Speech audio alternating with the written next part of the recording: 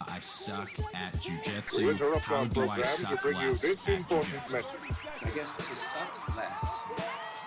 Ladies and gentlemen, the diabolical leader of the Headlock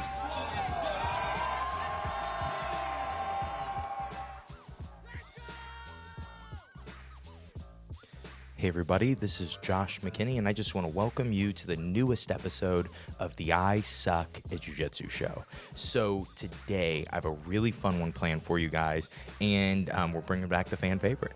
It's hot takes, and everybody seems to love this segment on the I Suck at Jiu-Jitsu Show because, to be honest, all the I Suck at Jiu-Jitsu Show is me giving you guys my hot takes on Jiu-Jitsu training method or Die Hard and whether or not it's a Christmas movie.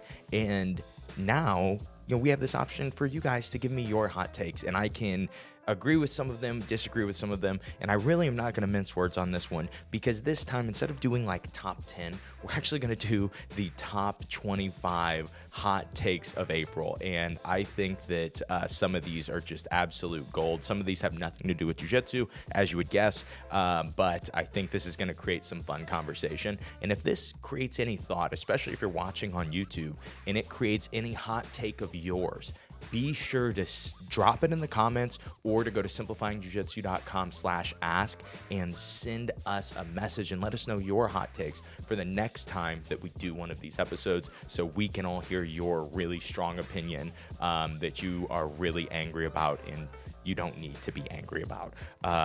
Let's go ahead and get into today's episode.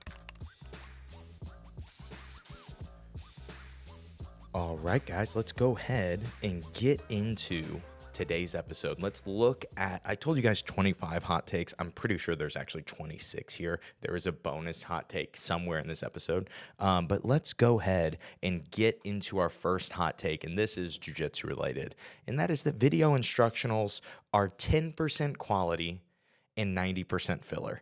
And I would say that that is probably true. But I would also argue that most jiu-jitsu that you learn is 10% quality and 90% filler. And that's probably a good ratio. If your coach teaches 30 minutes every single night and teaches however many classes he does a year, maybe 5 nights a week, and so, teaches 250 classes a year or something around there, do you really think that he honestly has a really, really deep knowledge of all of those things that he's teaching? I'm a coach. He doesn't. I'm a black belt. He doesn't have that knowledge. I don't have that knowledge. There's certain positions and certain ideas that I do feel like I have a depth of knowledge, but it's taken so much focus and so much trial and error of me even teaching these things and trying to explain them to people and saying, oh, this is how it should be said. This is a better way it should be said. One, I think most people just don't do that at all. Most people are just like, I'm going to teach you the exact jiu-jitsu that I was taught because 15 years later, I'm good now. And so if you know what I knew at white belt, you'll be good. And I know that's a simple way to look at things, and it works. People do get good at jiu-jitsu. Most of the time, what you were shown, that one technique that you were shown was somebody breaking down one moment in time of a really good jiu-jitsu guy and then saying, this is how it always is. This is how you always do the armbar. But that good jiu-jitsu guy made some subtle adjustments on that specific move. And so it's hard to relay that information, right? That's why the big ideas, that's why you get guys like me that are considered conceptual teachers, because I think that jiu-jitsu is easier to understand as big ideas than small details.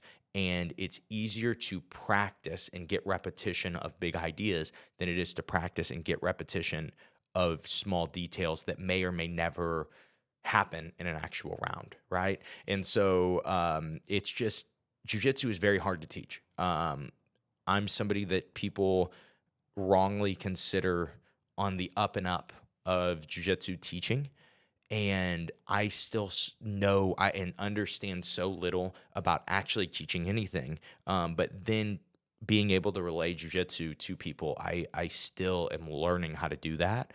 And so when I see how hard it is to teach and how hard it is to share information, of course, instructionals are only 10% quality and 90% filler, because most athletes don't even know what the heck they're doing. Like, they are good at accomplishing that task, but they don't even really have a good definition of what that task is. And so, yeah, a lot of video instructionals suck. I think, like, I will say this. I have almost 10 instructionals that are out, 9 of which are available at on the I Suck at JiuJitsu Show Pro for only $20 a month. But I have, of those 10 instructionals, the how to learn jiu-jitsu is all stuff that I knew deeply because there's no technique. It's just how you should be focused on training methods. So it's almost like I took 250 episodes of the podcast and tried to condense the important things on jiu-jitsu learning down into my dad and I into like 2 hours, right? And so that was like a life's work of us, of both of us. You know, we both put in 8 to 10 years of trying to figure out how to just learn jiu-jitsu for yourself, and then we share it with you, right? And so that, I say, is probably 100%, or as much as it can be, 100% quality. But that was my first one, and that was like number 8. When I go back to my knee cut instructional, I would say I probably only was actually using 20% of the stuff that I showed, but I just didn't even know that. And that was my first instructional. That was on BJJ Fanatics. And, you know, I've learned how to teach more, but video instructionals are so hard to make. I think people just don't expect that. They think that it's going to be an easy, like, oh yeah, you know jiu-jitsu, just show up and teach it. And that ain't it, bro. It's hard to explain what's happening. It's hard to explain the little adjustments. It's hard to be concise with your language. And yeah, so I think if you find an instructional that's 2 hours long and is 10% quality, meaning 10% useful for you, meaning what is 10% of 2 hours? 12 minutes. So 12 minutes of actual explanation that makes sense to you. I've paid hundreds of dollars for seminars and gotten 5 seconds, like one sentence from that seminar, but that one sentence changed my jiu-jitsu. So even if it was 1% quality and 99% filler, but you dug out that 1% quality, I mean, it's going to be super worth it. It's just, as you get better, it's hard to find stuff. It's hard to teach jiu-jitsu, but it's also hard to find good jiu-jitsu to learn. Unless you look at the trinity of guard passing, which I would argue my 10th instructional, I really think I use. And I would even say, maybe even in competition, I've used every single thing, every single technique that's shown, definitely every single idea, and every single idea. But even the techniques that I break down, I've used them all in competition, I believe. And so, yeah, that one is as close to 100% quality as I think I can get. Hopefully I'm wrong. Hopefully we can get better. After class monologues are rarely motivational and often have the opposite effect. I totally agree with these. My after class monologue is time. Everybody have a good night. High fives to finish. Keep rolling if you want to. One time I said something along the lines of, class is over, but the learning doesn't have to stop. If you want to stay on the mats, stay on the mats. And I stopped saying that because so many people liked the saying that they stayed on the mats. And I was like, well, dude, we got to clean up. I got to get home. I got to get dinner right now. But yeah, I agree. I don't like the after class monologues. Some guys maybe, you know, like, I'm sure there's certain guys that are really good at them. And if I had a coach that was like their specialty, and it got me motivated, I would love the after class monologues. But I just, most of the time when I've heard them, the guy like has no plan. But honestly, if there was a group of people that would like after class monologues, it would probably be you guys. Because this whole show has just been one 260 episode after class monologue. I guess there's a few dialogues, but still. It's a lot of Josh ranting. Let's go on to, I love this one. No one knows what position before submission really means. I don't know who sent this in, but It's funnier if they are a higher level belt, because I see so many higher level belts be like, yeah, position before submission. Like anything in jiu-jitsu that rhymes, drillers are killers, right? You have to believe, right? So position before submission, yeah, it makes sense. But sometimes that's not the case. Sometimes we hit our triangle, right? And that was in closed guard, or that was in open guard, and that's not really a great position for me. So position before submission, how I look at it, it's not always, right? It's not always mount. But here is kind of my thought on this. I give you two thoughts. One, when finishing a submission, most people, especially as they're newer, they have to go so fast on their finish because they suck. They don't know how to control the person and slowly apply the finish, right? And so you see so many people try to go for the finish, especially when they're learning ankle locks. They focus so much on how they're squeezing on the ankle, but not how they're controlling the rest of the guy's body. And the guy just stands up and he's on both feet now, and you're not going to ankle lock him anymore, right? You got to knock him back down. You should have controlled him before. So that's kind of like when you're going for a submission, you should focus on the position first. The submission is the last 2 or 3 seconds, hopefully, of the move. But the first 10 to 15 is your control. You should focus on that first. But then the other thought is, if you're guard passing and you are trying to hit cool arm bars, you do that by passing the guy's guard. If you're on top, you do that by putting a lot of pressure on him, making him defend side control, making him defend mount. And that's what opens up your arm bars, is him suffering in mount, or him suffering in side control, or him trying so hard to avoid those positions that the arm bar opens up. And so if you want to submit someone, you focus on your position first, right? And so much of a submission is your control. And so, yeah, I think that's my opinion on it. But besides that, I think people might even disagree with that opinion. So if they do, yeah, I don't know. Maybe nobody actually does know what position before submission means. Rashguards should be mandatory at all ages at ADCC. Here's why I wanted to keep this one in. Because, that's just a random opinion, right? Meaning, hey, you can't be shirtless competing at the ADCC. But here's the thing. Don't you understand that that's all the no-gi guys want? Don't you understand that that is what no-gi is about to them, is being shirtless? It's not about anything else. It's just about, how lean can I get and not wear a shirt and make people watch me grapple? It's not sexual. It's not a sexual thing. It's cool. It's just, instead of the metal mattering to them or the art mattering to them, it's like, how many people got to see me with my shirt off and were forced to watch it and cheer for me while I sweated more and more, right? And so, yeah, that's why rash guards are going to always be optional at ADCC, is because that's the point. If you wanted to wear clothes, you'd be wearing a gi. If you wanted, if you were a gentleman, you'd be wearing a gi. And, you don't have to wear a rash guard under your gi because you have clothes on. You're not a weirdo. I'm sorry, I just had to throw some no-gi shade. There's some good gi, no-gi hot takes on this. Higher belts just use advanced breathing techniques to hide how tired they are. This is 100% true.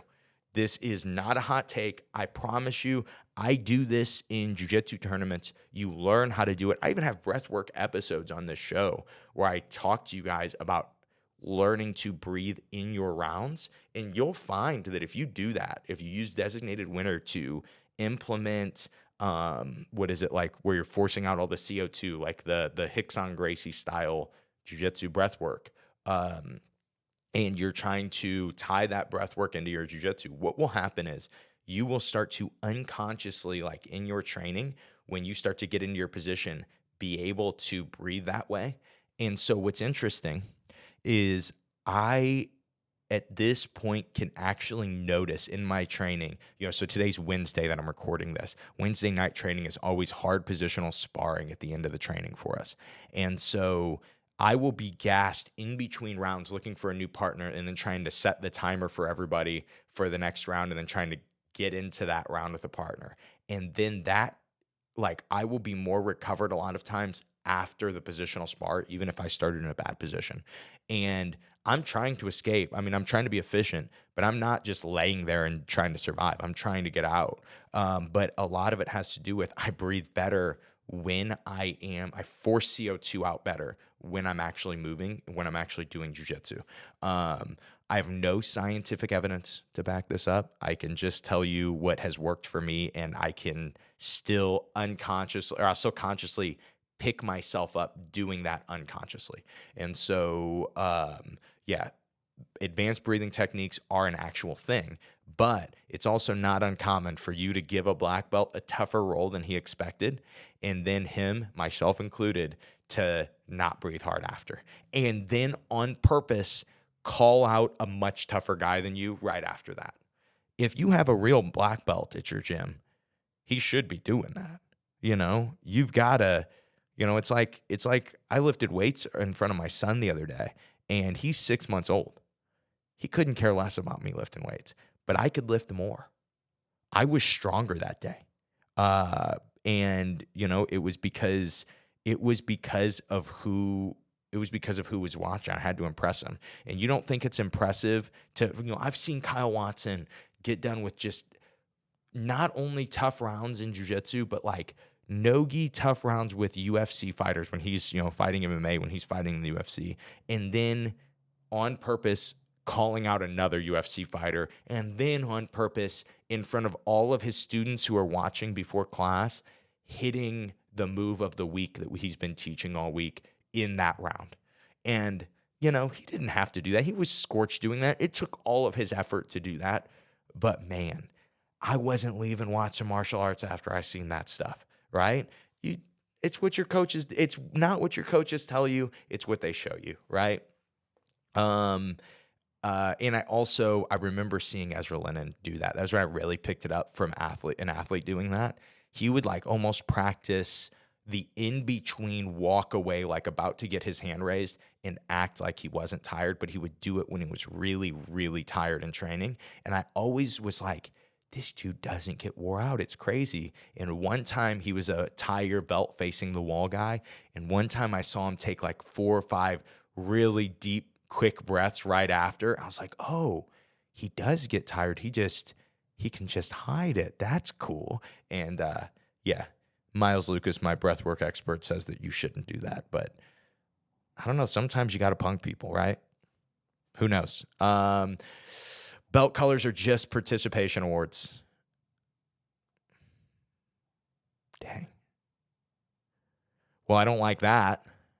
That one's messed up. I mean, yeah, it's true. It makes me sad though. Let's move on. If you guys have a comment on belt colors or just participation awards, send them in, drop them in the comments. But I don't know. That seems like too deep of a rabbit hole to go down. Let's go. Jumping guard should be banned. Totally agree. There are other ways to get to closed guard. And as you get to a higher level, you see those ways utilized more to get to close guard. It's just so dangerous too. Just a little distance, like not being at the right distance, you hit the guy too low, jumping too low, the guy moving back while you're jumping. It's just too much that can cause really serious injury that is hard to recover from, or maybe you never recover from completely, right? And so that's really what you're trying to minimize when you're thinking about rules in jiu-jitsu to protect people are those kind of rules. Let's go into, so I don't think that jumping closed guard should be legal. I think that would be a thing you could easily ban and nobody would be mad about it. And I have no problem with flying submissions even besides like a scissor takedown. Just anything that flies at the knee just seems so all your weight jumping towards a guy's planted foot. That's when a foot's planted is when you have the most chance of like catastrophic injury on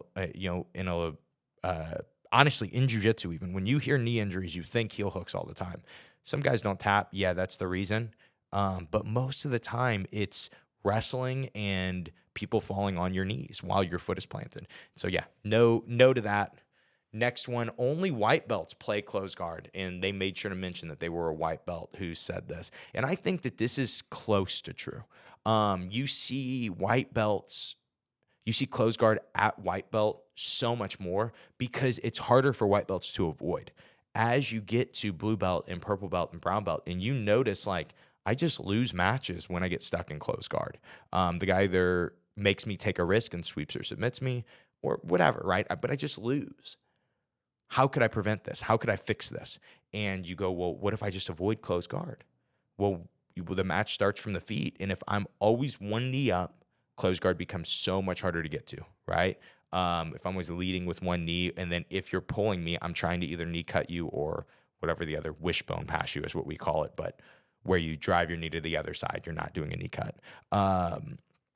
But white belts play it, and it's not like it's ineffective at the other guards, the other belts. It just becomes harder to get to. I have a black belt that, honestly, he's got the best close guard that I've ever felt. And, maybe second best close guard I've ever felt. Murillo Santana's close guard was pretty suffocating from bottom. But my black belt Robert has just one of the best close guards I've ever felt. And it's insane. And if he starts there, honestly, when he was like a purple belt, he would be getting starched by a good black belt. And they would be like, I think you kind of like, oh, I don't have to go super hard on this guy. He can get whatever. I'm going to kill him. And then as soon as he would get to closed, he would beat the guy. And it would be like he would either submit the guy or he would sweep the guy, and the guy would be so tired that he would beat the guy from a different position. But it always was that close guard. And it's only gotten better since then, and he's only gotten better at forcing you to play his close guard. And so it can work at black belt. There are certain black belts. I've seen Orlando Monteiro play a lot of close guard. I've seen Hudson Mateus play a lot of close guard. And when you see these guys do it, they get a ton of finishes, and most guys don't know how to. You see Miko Goval playing a lot of close guard now. Most guys, because it's so underutilized, and most guys are only good at avoiding it and not fighting once they're stuck in it.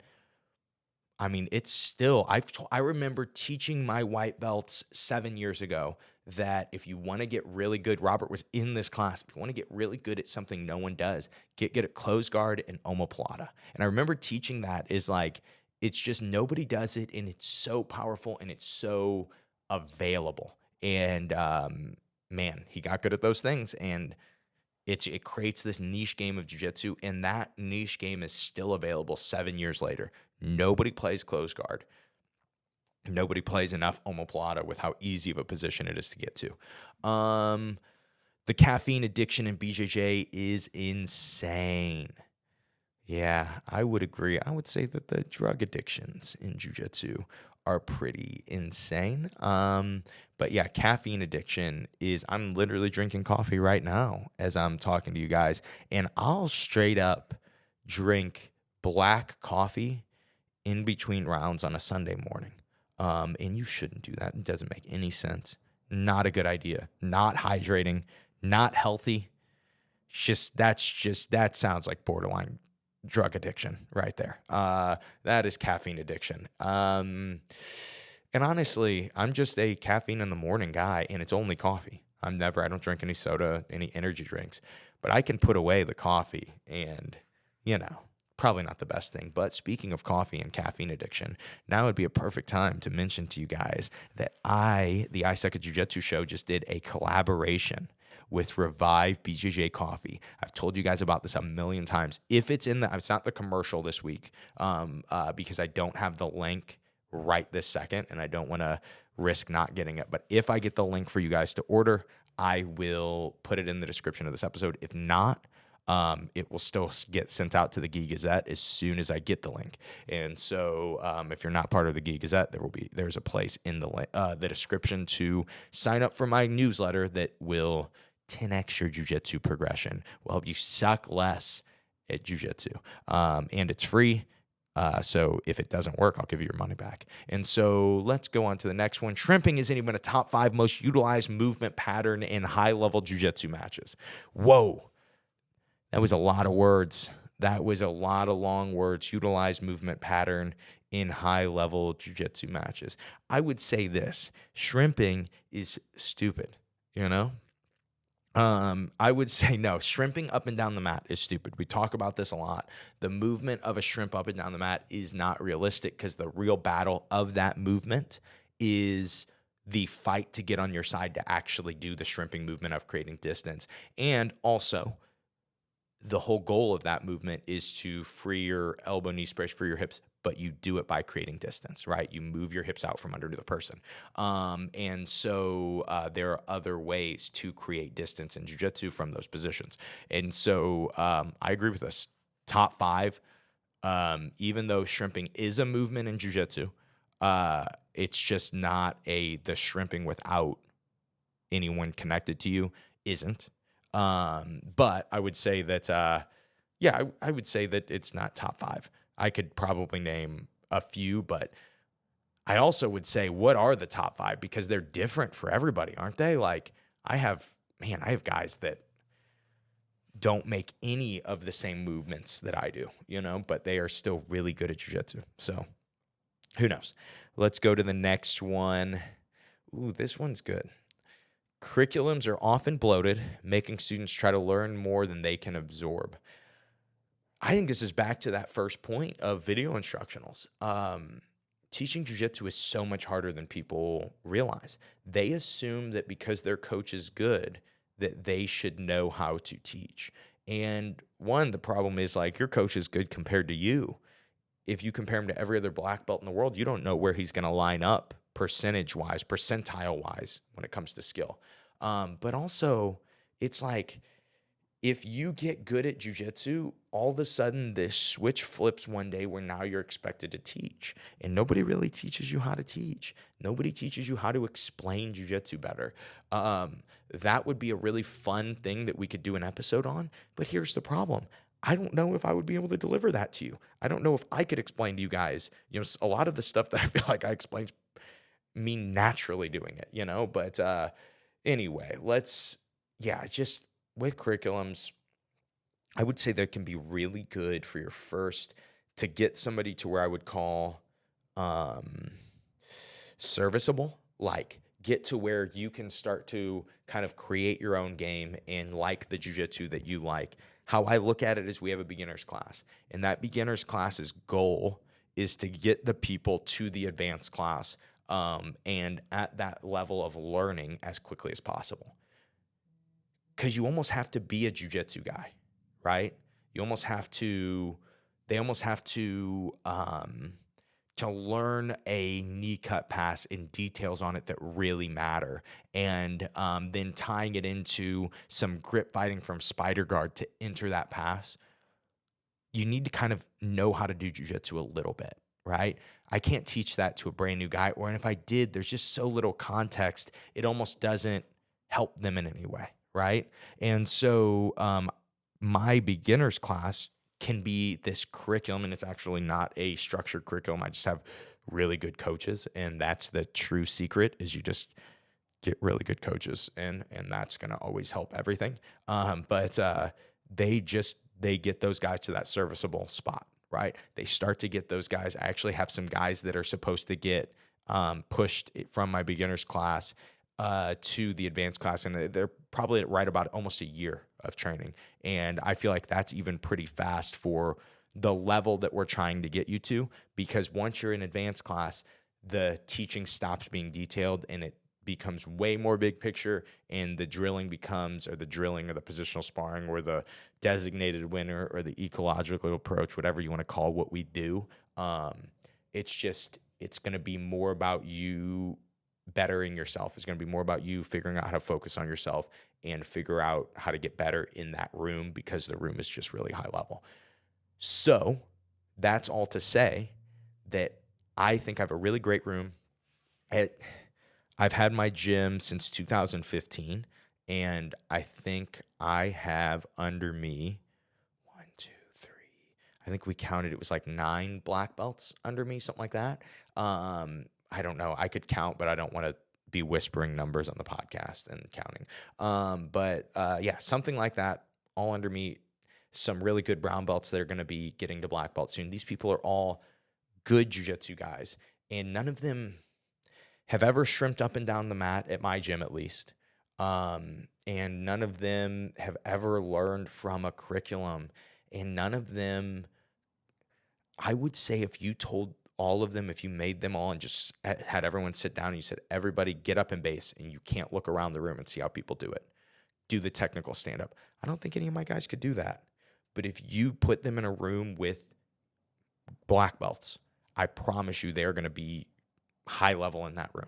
They're going to look very good. You make them positional spar everywhere. They're going to be so well-rounded. But they don't do, we never did any of the other crap. We just learned how to grapple. And so, yeah, I just think that curriculums, if there is an effective curriculum, send it to me. I'll use it. But I have tested a lot of ideas, and I just can't find anything that actually is relevant except for to turn somebody into a jiu-jitsu guy, to get them from brand new, I know nothing, to serviceable, to a jiu-jitsu guy, right? A almost blue belt or a blue belt. And to me, that is, that's where we're trying to get guys, and a curriculum can be very effective for that. But I just haven't seen a curriculum be effective for anyone after that. For anyone high level, it seems like deep dives seem to be best for that. Focus on something for a long time. That's what seems to be best. Let's go ahead and we will move on to, I think we can hit 2 more because they're simple, and then we'll go to a commercial break. So traditional warm-ups are inefficient. Yes, totally agree. Traditional warm-ups, I assume, being shrimping up and down the mats, jogging around the mats, doing cartwheels, doing all kinds of different types of jogs.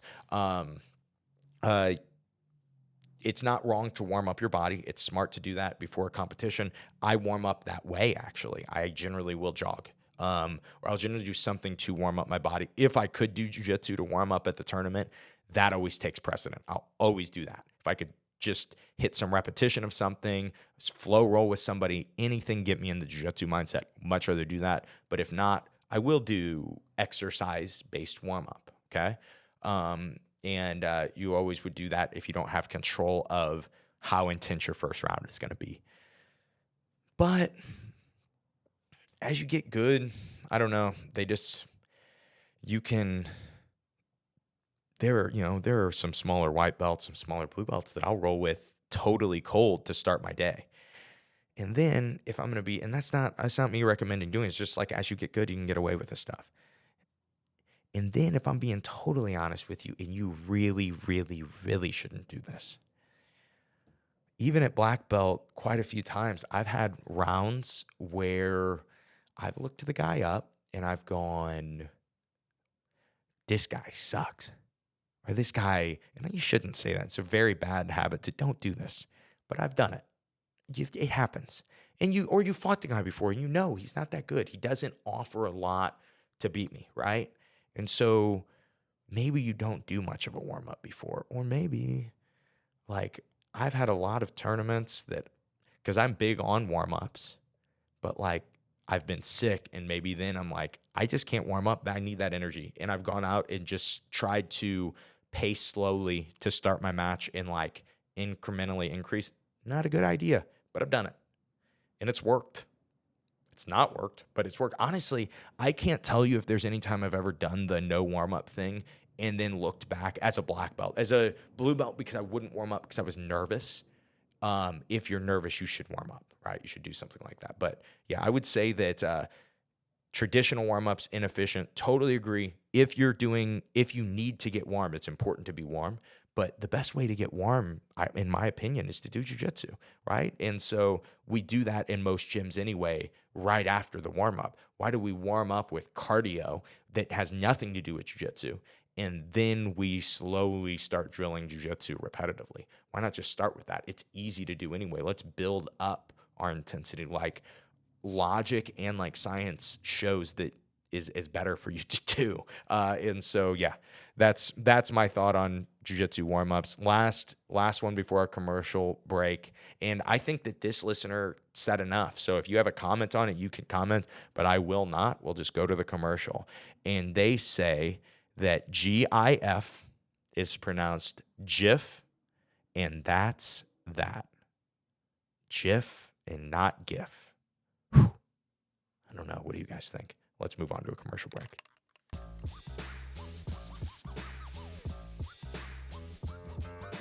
Hey guys, Josh here. Just wanted to interrupt the hot takes and reiterate how absolutely awesome the I Suck at Jiu-Jitsu Show Pro is. And so if you didn't catch it in the episode, I mentioned the I Suck at Jiu-Jitsu Show Pro, where you can get every one of my instructionals from simplifyingjujitsu.com for only $20 a month. You can cancel this at any time. You can watch through all of them. But there is so much detail, there's so much quality in these instructionals that I think you will want to watch them over and over again. And on top of that, we are going to be also adding new instructionals, new premium podcast courses. It's going to be a totally new idea that we're going to start. We're going to drop one in June. It's going to be how to master any position in 6 weeks. It's such a cool course. I've actually started, I wrote it when I was a brown belt, and I've finally gotten it together into a premium podcast course. We're still doing some case studies and stuff right now, but that'll be out in June. I have something really unique, a kind of a version 2.0 of one of my old instructionals that we're going to be dropping in May. I'll tell you guys about that when that comes out. But besides that, the I Suck at Jiu-Jitsu Show Pro is the simplest way. If you like how I teach jiu-jitsu, if you like how I explain training method, if you like the I Suck at Jiu-Jitsu Show, it is the simplest way to dive deeper. It's the simplest way to say, hey, I feel like Josh is like my diet jiu-jitsu coach right now. I want to add some sugar to it. I want him to be my regular online jiu-jitsu coach. The best way to do that is go to simplifyingjujitsu.com and check out the I Suck at Jiu-Jitsu Show Pro. There's always a link in the description. Again, you have $800 worth of content for only $20 a month, and it's just going to keep growing and keep growing. And that's all I have for you. Let's go ahead and get back into the next hot takes. And we are back. So we are now 15, at number 15. Oh no, we're at number 14. Holy smokes, there are way too many hot takes. I accepted too many of these. And there's a few that I forgot. There was a bonus one about wrist locking white belts that I don't see. And it was something about like how white belts should be wrist locked. And a lot of people gave their opinions and they believed that white belts should be wrist locked. For me, like, rules at my gym, white belts should be heel hooked if they're doing no-gi, bro. Like, yeah, I'm not worried about that. No, I really think when it comes to illegal submissions, people put way more focus on which submission should we outlaw and less focus on how submissions should be learned and utilized in training and how you actually get better at finishing submissions. You don't get better at finishing submissions by doing them explosively and quickly, right? Because you can do that to a guy who's not good. But you try to be explosive to a guy who's pretty good and he makes one little move and you don't know how to adjust to it. But if you learn how to incrementally finish the armbar, if like when I'm finishing an armbar on somebody, I am trying to on purpose move as slowly as you see Gordon Ryan do it when he's doing it to somebody, right? Have that much control and that there's just way less room for error, right? If you have to be quick, there's so much room for error. You might miss something. And so having the right thoughts on submissions is so important. It's so much more important than what submissions are we not allowed to do in this gym. Man, it just doesn't matter. Some submissions are going to be dangerous, and but they're only dangerous if one party doesn't understand, right? If one guy doesn't tap to things, you're also risking injury, even if it's stuff you're escaping that you probably should have tapped to, because now you're telling your training partner, like, hey, even though you are applying this correctly and slowly or whatever, I'm not going to follow those rules and I'm not going to give up to this. I'm just going to eat it. I'm going to make you have to hurt me. And honestly, that's, to me, way more of a negative on the guy that is getting submitted than it is on the guy doing the submission. Like I said, I apply these submissions that slowly, and I really try to do it every single time I'm going to somebody at a tournament. I have control of how quickly I go to the finish of it, but usually it goes like from 0 to 80% much quicker, right? But in training, I'm so slow on it. And I will have guys that will be stuck in an armbar. They will try to hitchhiker and their body won't move, have enough control in their armpit and their shoulder. Nothing happens. And so then I start to put a little pressure in. And then they try to turn up towards me, right? Throw my leg over, right? Good training for me. I'm getting deep armbar finishing mechanics better, right? And against a live opponent. Flatten the guy again. Now I can put a little more pressure. Still super controlled, but at this point he should tap. He's tried 2 things. It's not working. Now he tries to hitchhiker again, goes even less movement. All right, he now should know at this point. He tried the same move twice, and it didn't work, and I've had his arm the whole time. And then he tries the other move again that doesn't work. And he's just like, no, I am going to make you put me in a compromising position while I'm also flailing my whole body. That injury, if there is an injury, that's going to be on him, right? Now, if, same thing, I'm going with a guy and he literally just does not have time to tap to it, whether it was a wrist lock, an arm bar, whatever, he just has no time before he even can tap and he gets hurt, that's probably going to be, unless it's a freak accident, that's probably my fault. I should be able to take care of my training partner enough to give him time to tap, even in a hard round. But anyway, that was not even one of the hot takes. Now, number 14, totally agree with this one. Love this one. The best cardio for jiu-jitsu is jiu-jitsu. And I've heard people talk about this and explain this, and I'm not the sharpest guy, right? Maybe I'm not the smartest guy in the world. And so I haven't heard anybody that can explain it at a low enough level that I can understand what jiu-jitsu cardio actually is and how to actually develop it. You hear people talk about you do long distance running. No, don't do long distance running. Do interval sprints. Oh no, don't do interval sprints. Do this. I actually think sprinting is one of the only things outside of doing jiu-jitsu that I actually do for cardio. Do it once a week, not a ton of it, but focus on short rest in between, because that's a lot of jiu-jitsu feel is 100% intensity followed by 10% intensity. Like maybe you're walking, and then 100% intensity and then 10% intensity, right? And that's common for jiu-jitsu. So like Tabata stuff has worked for us, doing like Airdyne bike stuff, whatever.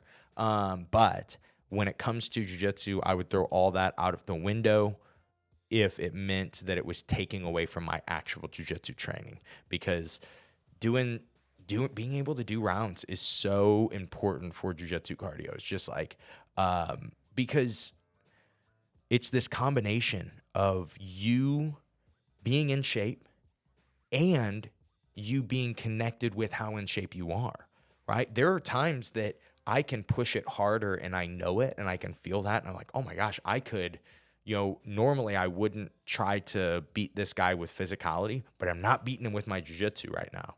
And maybe, he's getting more tired than I am, and I have good cardio right now. I could push it. But then there are times that I'm in the opposite, where I'm going, okay, I'm not in as good of shape right now.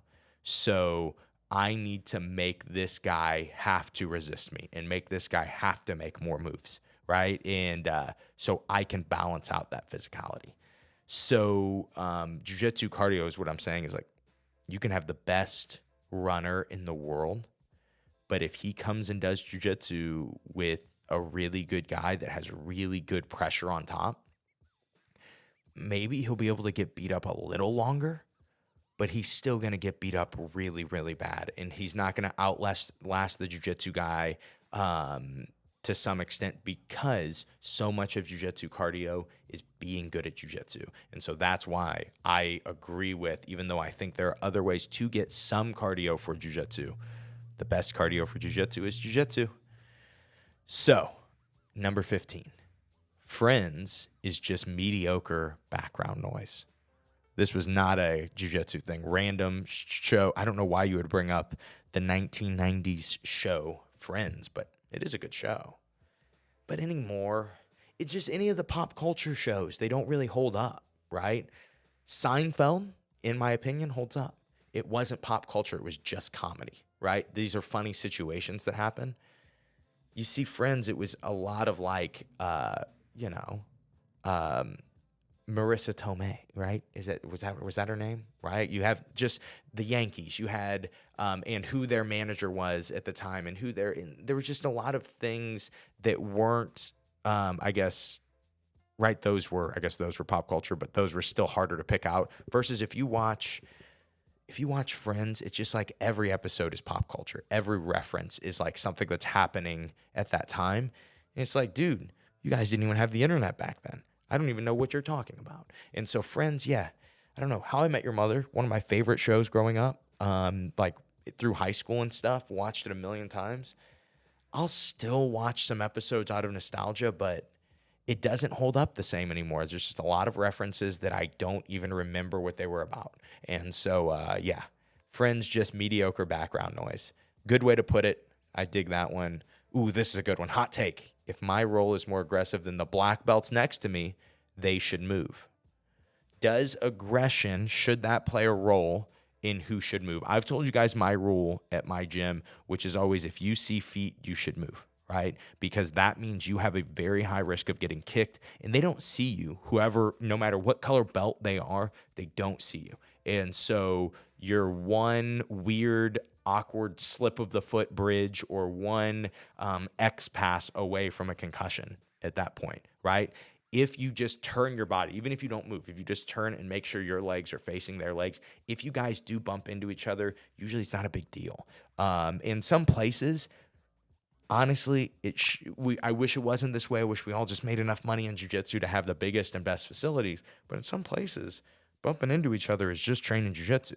You know, you're going to have to do it. When we had 30 and 40 people on 700 square feet of mats and it wasn't even really shaped very well, man, that was rounds would be half on carpet sometimes. Rounds would, you would be pushing off your buddy.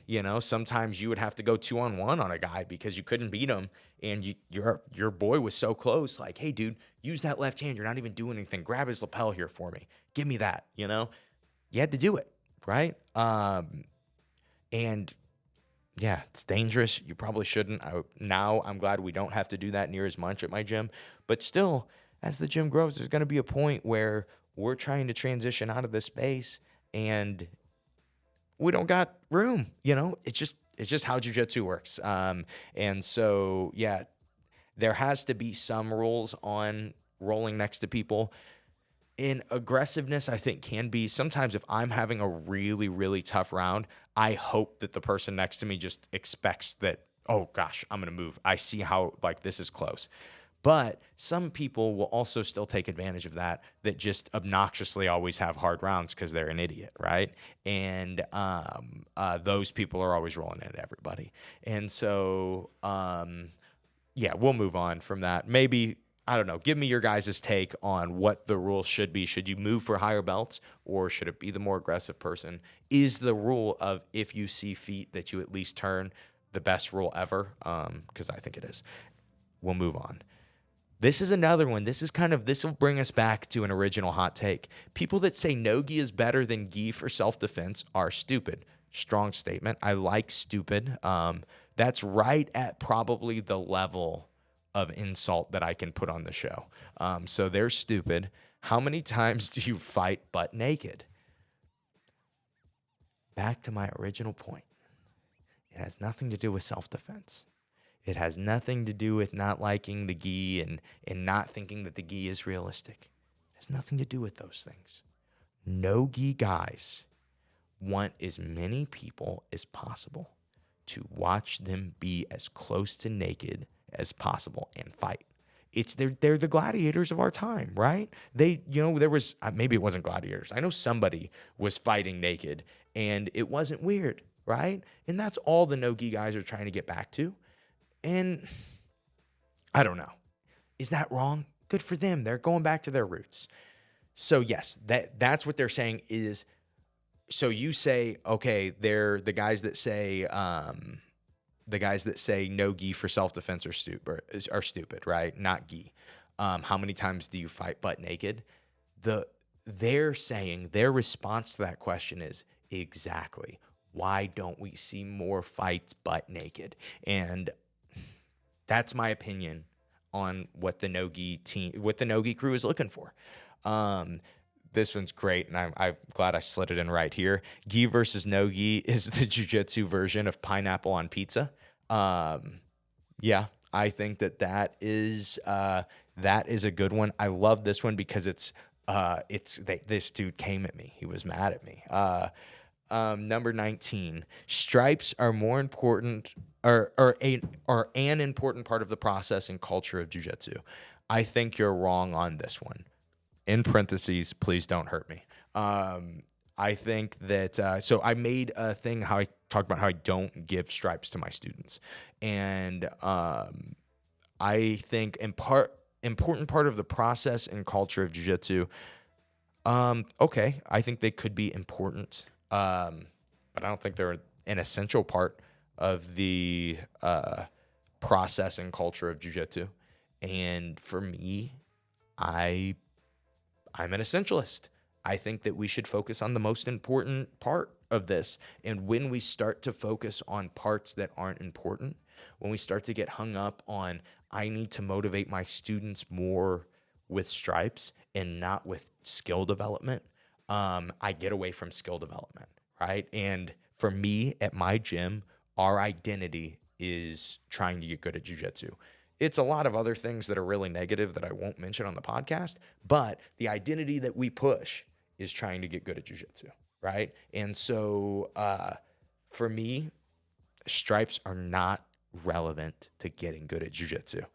Belts really aren't relevant to getting good at jiu-jitsu. I have had guys that I couldn't promote because of time constraints of belts, and I was like, hey, we both recognize that this is stupid. We both know that you are better than this belt. So just go get really good and just wreck everybody at this belt.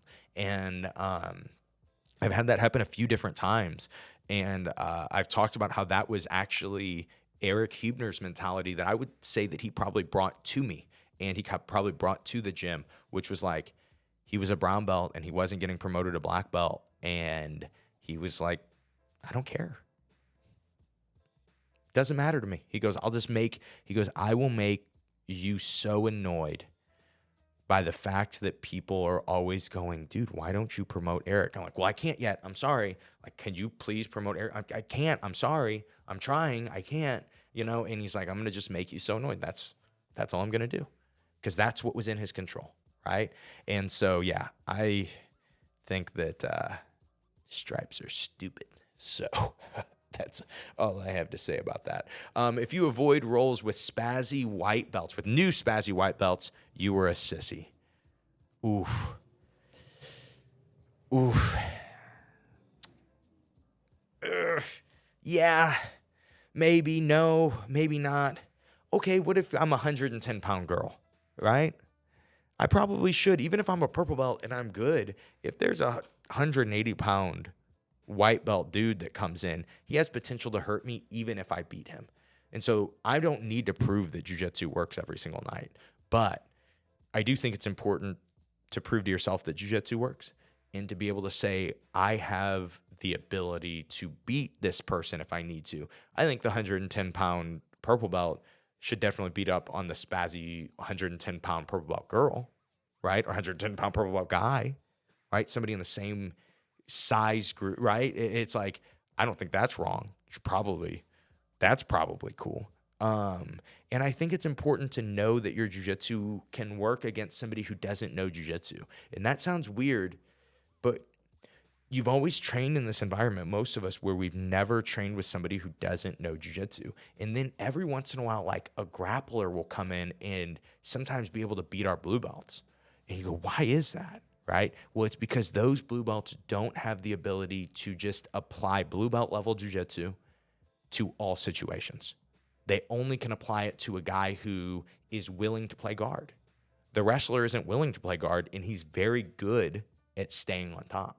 And so what if your submissions aren't working? What if he's kind of strong, you know? And so it's important to be able to, especially as you get to purple, brown, black belt, if you physically can, if it's not risking your injury, I think you should be able to test your jiu-jitsu and do jiu-jitsu as controlled and effortlessly against somebody who is using way too much effort and is not controlled, right? Because that's when jiu-jitsu works the most beautifully, in my opinion. But there's definitely reasons to not, I think. Just risking injury, not worth it. You know, never worth trying to prove a point if you're going to have to sit out 6 months, right? It's just that's never worth it. One of my beginners coaches, Bionic Rob's been on the show. His opinion on that is, okay, so let's say you tough through something and you get caught in an arm bar and you're like, no, I've got to be tough. I'm not going to tap to this guy. I can't lose this guy. And then he hurts your arm. He goes, well, the next 3 months, you're going to have to sit on the sides in a sling. And people are going to go, who hurt your arm? And then you're going to have to tell people for 3 months that old Bradley broke your arm. And he goes, instead, you could just get submitted by Bradley. Whoever was there saw it. You get over it. You move on. He's like, even in your dumb logic of not wanting people to see you get submitted, more people see you get submitted if you don't tap. And so, but yeah, just when it comes to injuries, when it comes to avoiding rolls with spazzy white belts, there's some reason I think not to, but I think it's important for your jiu-jitsu to be able to do it. I actually had one of my guys I had promoted a purple belt, and he comes in and he's like, hey, he's like, I really and he was very sincere. It wasn't like, oh, I don't think I deserve this. He really came to me privately and was like, I just don't know if I represent this enough. I don't know if I see the purple belts that get promoted. I just don't feel like I'm at that level. And he's just so honest. And I go, dude, normally I would say like, no, this is just my opinion. This is why I think you should. I go, but I actually have a specific moment for you that I go, oh, I'm promoting this guy. And he goes, really? I'm like, yeah. I go, there's a guy comes in who probably outweighed him by 40, 50 pounds. And it was 40, 50 pounds of muscle. And that guy was intense in his rolling. He was brand new, but he was intense. And my blue belt at the time, he was like, I was like, oof, I wonder how he's going to do with this guy that's going to muscle him around. I wonder how efficient he can be. He could lose as these later rounds if this guy's got some cardio, right? If this guy did some sprints outside, right?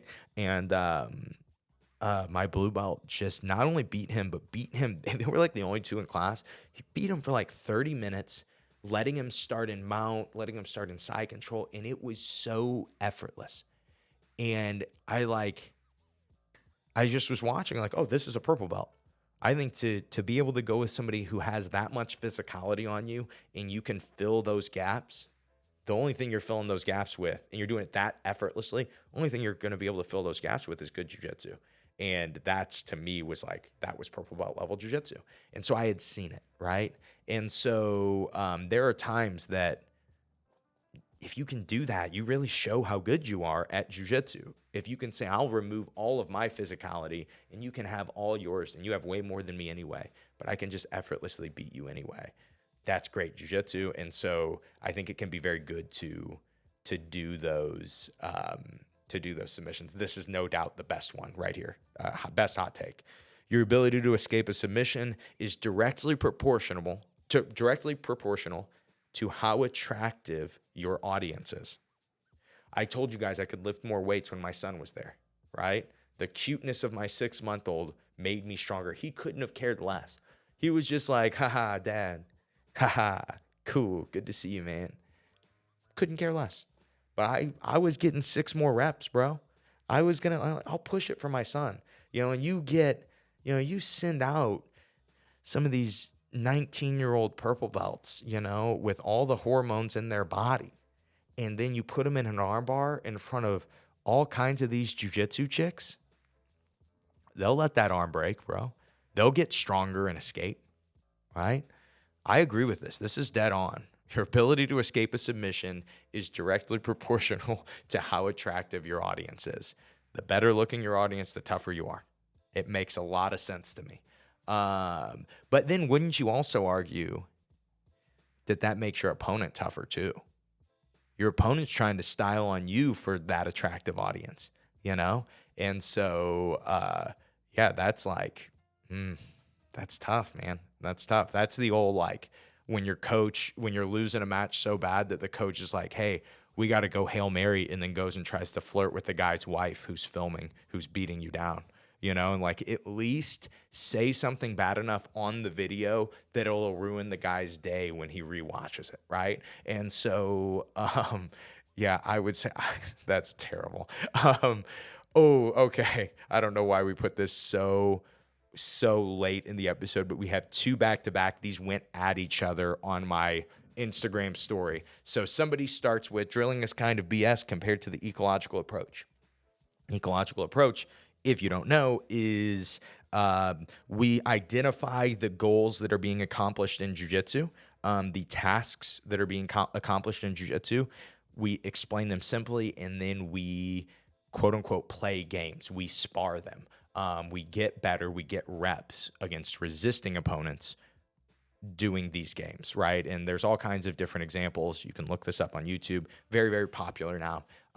But the thing besides great training method that the eco guys all have in common is being very strongly opinionated. When you ask for hot takes, I only allowed 2 eco hot takes out of 20. We ended up doing like 27 hot takes on this episode. Only 2. And I am not joking. There were 27 eco hot takes. Eco this. Drilling sucks. Drilling is useless. Drilling doesn't make sense. But I got this one. Drilling is kind of BS compared to the ecological approach. But I thought a great response was, what if I said, and this is also from a black belt. This is a high-level competitive black belt that responded to this. I didn't ask for permission, so I won't tell you who it was. What if I said you could play games and drill like they could help each other out? Wild thoughts. Oof. Wait a second. That's a great thought.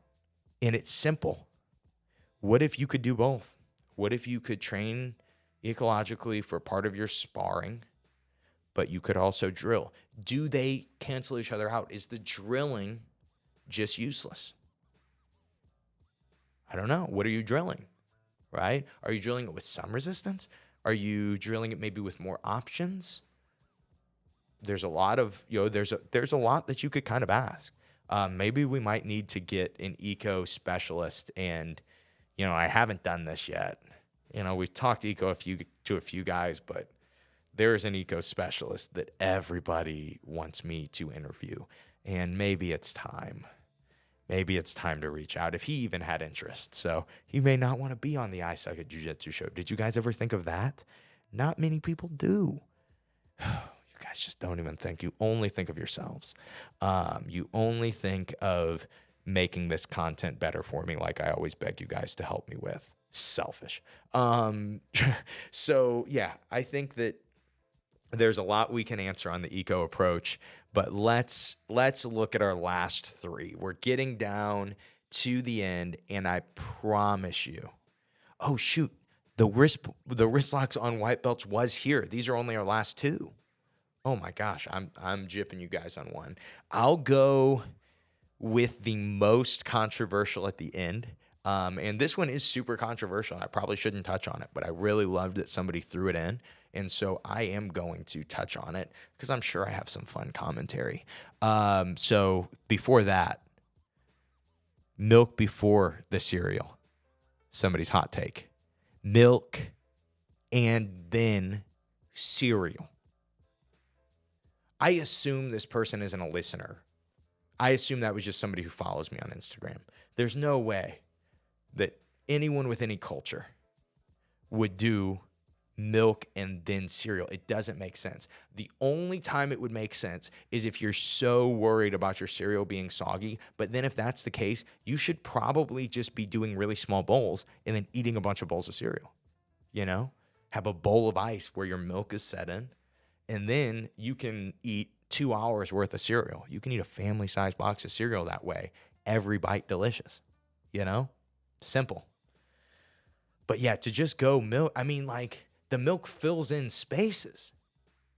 How do you know how much milk you need? How could you even measure that? That's ridiculous. I can't even. Okay, let's go to the last one. Like I said, this one could get controversial. Let's just mess with it, though. Don't ask a prior champ to, quote unquote, pray with you after you just kicked their butt. Just don't. This one. Uh-oh. This one's a big one, right? Should you, what was that? Did you guys, if you guys don't get the reference, it's the Holly Holm, Kayla Harrison fight. And people, people noticed that Kayla Harrison asked Holly Holm after beating her, can we pray together? And then they prayed together. And from the outside perspective of somebody who is a Christian, so the two blonde white girls, I don't know for sure. I don't follow UFC that much, but I assume the two blonde white girls probably praying to the same God that I pray to, okay? So that's this commentary, but this is just religion in general when it comes to sports, okay? I think there's nothing wrong if you feel like your religion, whatever that is part of your identity, to be yourself.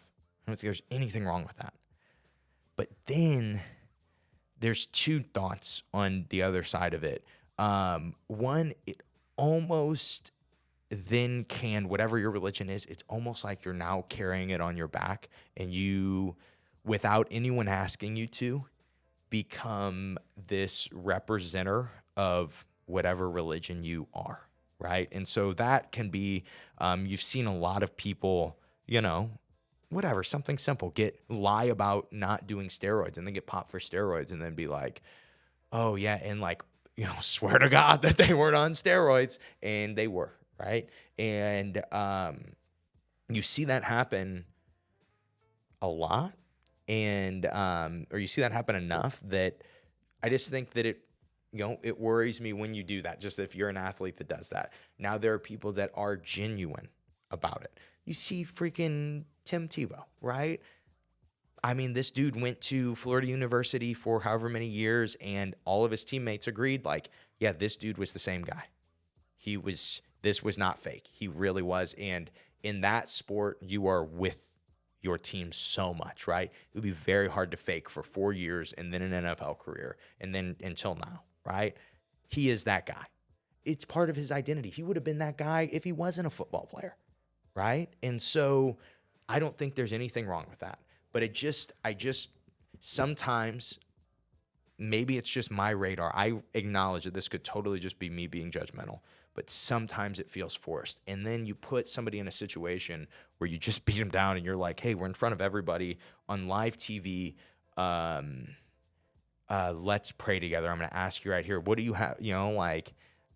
One, I mean, on the other side of it, you're whatever, the preacher's daughter is, that's also part of your identity. You can't say no, how bad do you look? Oh, you lost. You don't believe in God anymore, And so, yeah, it's just so touchy. I agree with this, the person's hot take is I would rather you not ask me in that situation. Now I will say this, that being said, my boy Jake Watson one time at American Nationals before division started made a joke about like, hey, dude, it would be really cool if we met in the finals because we're like the two goofy podcasters and, we meet in the finals of this tournament, this serious tournament. There's good guys in this division.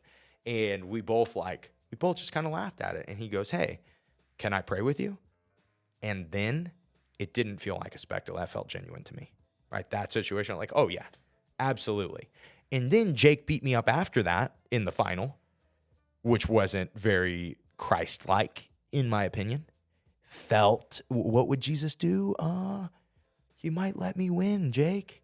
I probably could be retired by now. I probably never even have a thought of doing adult competition. I would have won American Nationals that year. Come on, bro. But yeah, that's what I'm saying. We'll end it on another Jake Watson ruining my day in a competition story. When I thought that the stars had aligned. And apparently he's a better Christian than me. And so he beat me, or he's just better at jiu-jitsu and a better Christian than me. But yeah, that's all I have for you guys today on this episode. Let's end it on a great note of religion. And so let's go ahead and close this out, and I'll tell you guys about some of the cool stuff that we have coming up. And that is the episode. Thank you guys for checking this one out. I just wanted to make sure to throw a quick note at the end of this one. At the end of the episodes, we always just talk about new content that we have coming out and different ways for you guys to train with me, to be able to learn jiu-jitsu from me as this whole I suck at jiu-jitsu thing keeps just growing and creating more opportunity. And so, as I told you guys, we have a collaboration coffee with the Brazilian coffee company I've told you guys about countless times that does green coffee beans. If you want some info on how to order it, it is going to be at the Geek Gazette is when I send out that link. If not, it's going to be in this, or also I will put it in the description as soon as I have it of this episode. But besides that, this coffee is not only insane, it is, this is like my friend Junior, who's been on the show multiple times. They travel to Brazil to pick this stuff out and to decide on the absolute best and just highest quality coffee. It is so unique. Everybody that I've given a cup to has said, this tastes like no coffee I've ever had, and it's just because of the process and the light roast and the green coffee bean that they use for it is just, it's unbelievable. But yeah, don't take my word for it. You guys should absolutely check it out. And besides that, I also have a few opportunities for you guys to learn from me and have some fun with me too, and they are for a good cause. And so I told you guys how in August, and we'll keep pushing this, at Watson Martial Arts, we're going to have a seminar, and it's going to be to benefit Mission 111. Mission 111 is a charity that I work with a lot. And the other big thing I do with this charity each year, it seems like the seminar is becoming an annual thing. But the other thing that we do is we do this telethon. I've told you guys about it. A lot of you have even watched it and donated and interacted and had fun with it. And this year we're going to change the telethon. It's actually going to be this Sunday. So it's going to be April 21st. And it is going to be at 6 o'clock. It's going to be, I'll make sure to have links. Of course, the Geek Gazette, as always, gets all that information and gets it right when it's easiest to start to watch it. And so get on the Geek Gazette, guys. Oh my gosh, what are you doing? But with that being said, this is going to be a late night show. It's called the Not So Late Night Show because it's at 6 p.m.